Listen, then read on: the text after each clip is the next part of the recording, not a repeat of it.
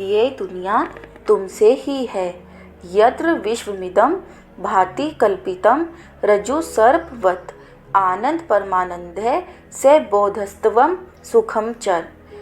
अर्थात जिस अधिष्ठान आत्मा में यह संपूर्ण विश्व रज्जु में सर्प के समान कल्पित होकर दिख रहा है, वो आनंद परमानंद बोध स्वरूप तुम ही हो, अतः सुखी हो जाओ। जिस मूल आत्मा में, जिस मूल सत्य में द्वैत का सारा खेल चल रहा है, जिसमें अहंकार है और अहंकार को दिखाई देने वाले नाना प्रकार के कल्पित दृश्य हैं, उन कल्पित दृश्यों के लिए यहाँ उपमा दी गई है रज्जु सर्प की। रज्जु माने रस्सी, चीज एक है, दिखती दूसरी है। अहंकार को एक चीज है, रस्सी पड़ी है, उसको सोचता है कि सांप है, तो अहंकार कभी कुछ नहीं देख पाता, वो सिर्फ अपनी कल्पनाओं में जीता है। तुम वो प्रकृति नहीं हो जो अद्वैत आत्मा के आधार पर खड़ी होकर के द्वैत का खेल खेल रही है। तुम वह आत्मा ही हो जो आधार है, ये जान लो, सुखी हो जाओ। आनंद परमानंद बोध स्वरूप आत्मा तुम ही हो, ये जानो और सुखी रहो, ठीक है। अगर प्रकृति हो तुम, तो तुम्हारी नियति दुख मात्र है, ठीक उस व्यक्ति की तरह जो दुनिया भर की रस्सियों को सांप समझ करके बदहवास सहमा डरा घूम रहा है। इतना ही नहीं है, वो अपने आप को एक दिन मरा भी मान लेगा किसी सांप के काटने से। जब दुनिया में इतने सांप हैं, ये उसने मान ही लिया है, तो एक दिन वो ये भी मान लेगा कि इनमें से किसी सांप ने उसको काट लिया और वो मर ही गया। तो वैसा व्यक्ति नहीं बनना है तुम्हें। तुम वो हो जाओ जिसमें ज्ञात और ज्ञाता के मध्य कोई भेद है ही नहीं। प्राकृतिक मत बने रहो, दैहिक मत बने रहो, वो मत बने रहो जिसने शरीर का जन्म लिया है शरीर से। वो मत बने रहो जिसका शरीर प्रतिपल मृत्यु की ओर बढ़ रहा है। समय की निर्मिति नहीं हो तुम, समय अतीत हो तुम। और ये जान करके आनंद और उससे आगे का आनंद और उससे भी आगे का आनंद, सोच से आगे का अनिर्वचनीय आनंद, उसमें जियो तुम। और उसी को कह रहे हैं अष्टावक्र सुखम चर। पिछले श्लोकों में कह रहे थे सुखी भव। सुख किसको कह रहे हैं अष्टावक्र?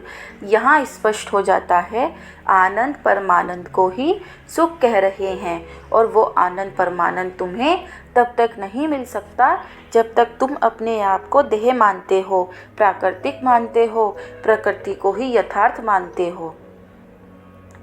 प्रकृति किसके लिए है? प्रकृति अपने लिए है। प्रकृति तथ्य हो सकती है, सत्य नहीं। आँखों के लिए प्रकृति है, देह के लिए प्रकृति है, तुम्हारे पेट के लिए तुम्हें भोजन करना है, प्रकृति है। पेट को तो भोजन चाहिए, पेट को आत्मा नहीं चाहिए। पेट के लिए प्रकृति है, पेट है और अन्न है, ठीक। भोक्ता है और भोग्य है। पेट को अन्न चाहिए, पेट को तुम नहीं समझा पाओगे कि प्रकृति और द्वैत तो झूठ हैं। पेट के लिए प्रकृति है, तुम्हारे लिए नहीं होना चाहिए भाई। तुम्हारे लिए प्रकृति नहीं होनी चाहिए, पेट के लिए प्रकृति है। तुम कह दो मैं पेट ही नहीं, क्योंकि पेट को अन्न चाहिए, तुम्हें कुछ और चाहिए। नहीं तो सिर्फ अन्न खाने खाने से तुम आनंदित भी हो जाते। पर हमने बहुत अन्न खाए हुओं को भी आनंदीय तो नहीं देखा ना। आनंदित वही होता है जो अपने होने का यथार्थ जान लेता है। और तुम्हारे होने का यथार्थ आनंद परमानंद है। स बोधस्तवम सुखम चर। यह पूरा विश्व जिस अधिष्ठान पर खड़ा है, जिस पर प्रतिष्ठापित है, जिसका आधार लिए हुए है, तुम वो हो। तुम विश्व के भीतर कोई वस्तु, कोई इकाई नहीं हो, तुम विश्व का आधार हो। हम ऐसे कहते हैं ना, ये दुनिया है, दुनिया में हम पैदा हुए, बहुत बड़ी दुनिया है, उसके बीच में छोटा सा मनुष्य है। नहीं, अष्टावक्र कह रहे हैं तुम इस दुनिया के बाप हो, तुम इस दुनिया का उत्पाद नहीं हो, तुम इस दुनिया का आधार हो। उतना नहीं भी समझ में आता। बहुत सारे लोग इस जगह पर आकर के फिर संशय में पड़ जाते हैं। वो कहते हैं माने पूरी दुनिया हमसे है, कैसे है, क्या है, कल्पना करने लग जाते हैं। और कल्पना उनकी सुसंगत बैठती नहीं, तो फिर परेशान हो जाते हैं।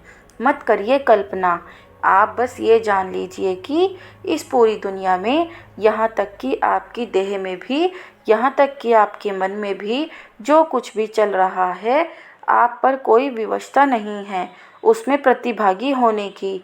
आप उसको देख सकते हैं और जो देख सकता है वो देखे जा रहे दृश्य से अलग हो गया।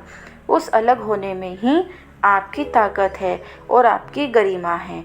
उसी अलग होने में ही वो आनंद है जिसके लिए यहाँ पर कह रहे हैं अष्टावक्र, सुखम चर सुखी भव। ठीक है, थोड़ा सा अपने आप को बाहरी विश्व से भी और भीतरी अनुभवों से भी अलग करके देखा करें।